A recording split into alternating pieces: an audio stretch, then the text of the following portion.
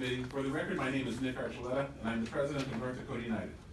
On behalf of our 11,500 members, I urge you very strongly to return a do not pass recommendation for House Bill 1432.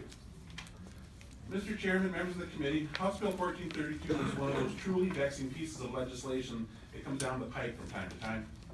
It represents a solution to a problem that doesn't exist and has never existed outside the minds of very few people still unsure about the Common Core state standards and its relationship to the Every Student Succeeds Act.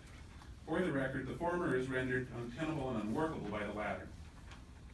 Chairman Owens, as you and everyone here knows, the Superintendent of Public Instruction is elected to a constitutional office in a statewide election. Last November, the voters of North Dakota, knowing full well the positions of Kirsten Baszler and her competitor for the office, Joseph Chang, voted to re-elect Superintendent Baszler with 70-some% of the vote.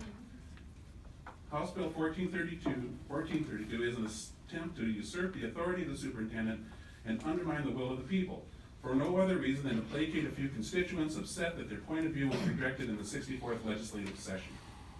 In the opinion of teachers across the state, House Bill 1432, if enacted into law, will be an unprecedented overreach by this legislature. It will also be terribly disruptive to the education process in North Dakota. Throughout the debate last session, those in opposition to the direction taken by the Department of Public Instruction complained bitterly that the Common Core state standards were not North Dakota standards.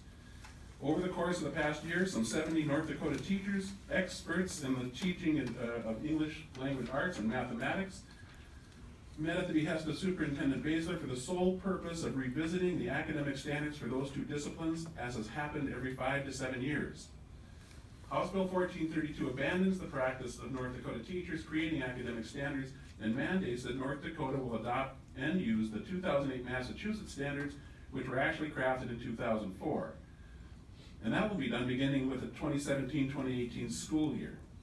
This mandate reveals just how out of touch this legislation is with the real world of teaching. It fails to recognize that teachers and administrators need time to examine and fully understand new standards and to make necessary adjustments to curriculum and lesson plans.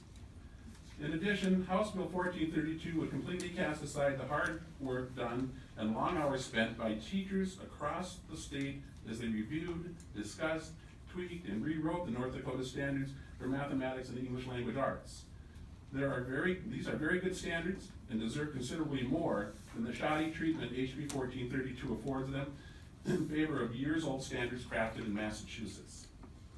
In closing, Mr. Chairman and members of the committee, I urge a resounding do not pass recommendation for HB 1432. This legislation disrespects the voters of North Dakota, the work of dozens of teachers involved in writing the North Dakota standards, and does exactly nothing to advance teaching and learning in North Dakota. Before I close, I would like to just say a couple of things that were mentioned earlier. In North Dakota, 89% of the citizens of the state rate their schools as good or excellent. That is #1 in the nation. That doesn't happen by accident. That happens because administrators and teachers work hard to make it happen. They are answerable to their voters, to their constituents, and they do a damn good job, pardon my language. They do a darn good job.